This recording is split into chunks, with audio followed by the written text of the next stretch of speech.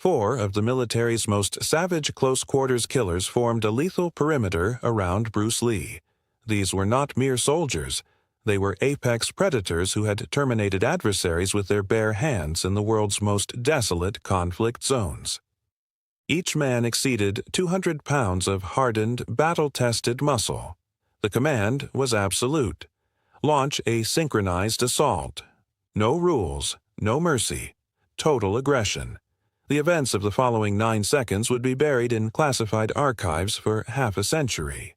The High Command refused to explain why a world-class icon could dismantle their elite. Bruce Lee never sought this violence. He arrived at Fort Bragg, North Carolina, the jagged heart of the United States Special Forces. This was the sanctuary of the Green Berets, the most formidable fighting unit in the American arsenal. Bruce was there as a favor for a friend connected to a colonel. He expected a sterile demonstration, some technical theory, and a polite handshake. But the second he crossed the threshold of the base, the air turned toxic. The soldiers didn't view him as a legend. They viewed him as prey. Colonel James Morrison met him with a gaze carved from cold granite and eyes that had witnessed too much extinction. He welcomed Bruce Lee with a handshake that felt like a challenge. Morrison spoke of the men's excitement, but his tone carried a sharp edge of skepticism. He believed the rumors were fiction, that Bruce's martial prowess was nothing more than cinematic choreography. Bruce sensed the trap. He had faced these skeptics before, the heavyweights and the brawlers who thought size dictated the outcome of a slaughter. They walked to a massive, hollow training facility where blue mats stretched across the floor like a cold sea. 4 giants stood waiting. Sergeant First Class Davis, Staff Sergeant Kowalski, Sergeant Martinez, and Sergeant Thompson. Collectively, they represented 60 years of tactical homicide. Bruce scanned them, reading their centers of gravity and their respiratory patterns. They weren't amateurs. They were professionals who had survived Korea, Vietnam, and black site operations. The colonel proposed a test of full contact defense, all 4 against 1. The room's temperature seemed to drop. The Army wanted to humiliate the master, to prove that their mechanical brutality surpassed his fluid philosophy. Bruce felt a surge of curiosity. He discarded his jacket, standing in a simple white shirt that revealed a frame forged from wire and lightning. The onlookers chuckled, expecting a massacre of the smaller man.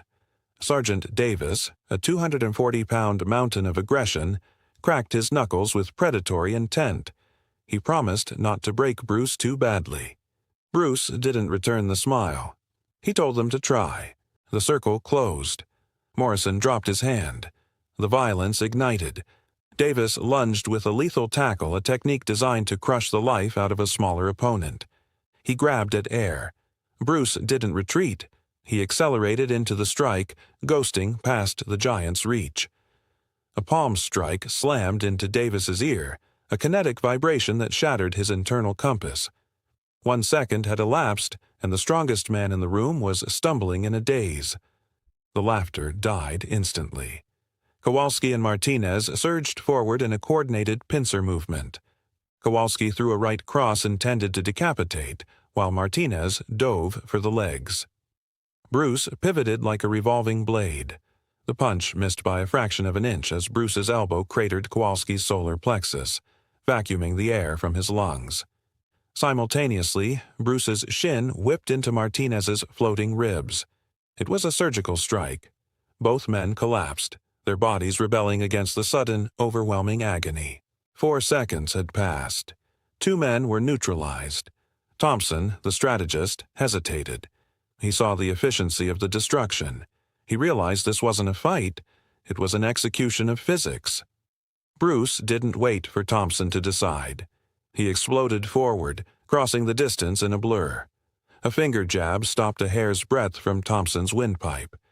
The sergeant froze, feeling the cold promise of death against his throat. He yielded. 9 seconds. The mat was a graveyard of military ego. Morrison stared at his watch, paralyzed. His best killers were shattered. 1 was deafened, 1 was suffocating. One was broken, and one was terrified.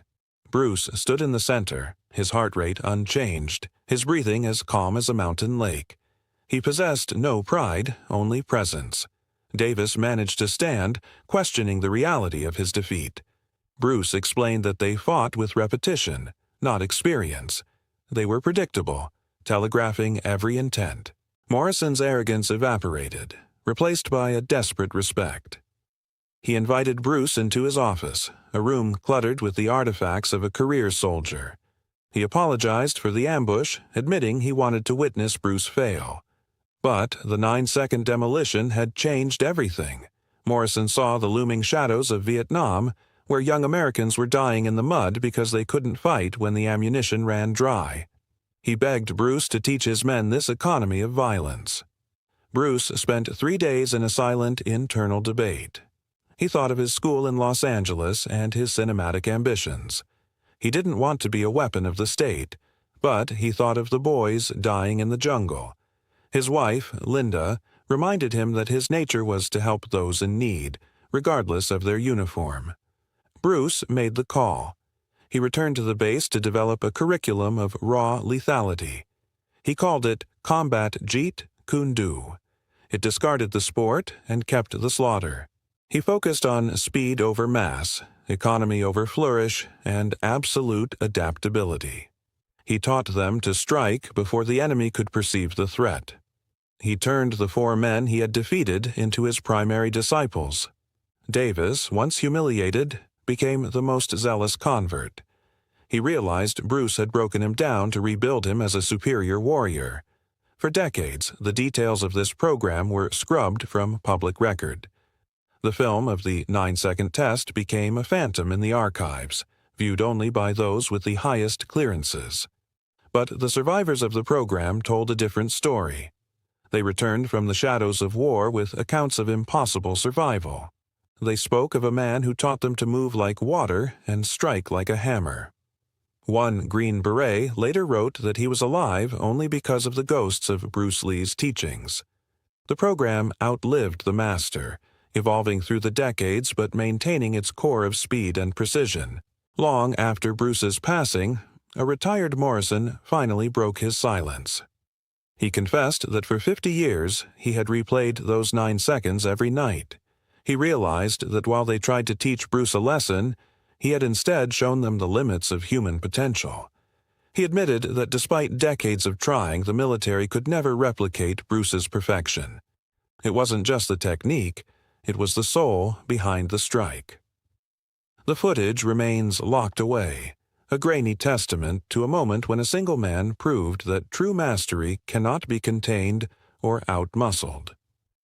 9 seconds in 1967 changed the way the world's elite forces understood combat forever.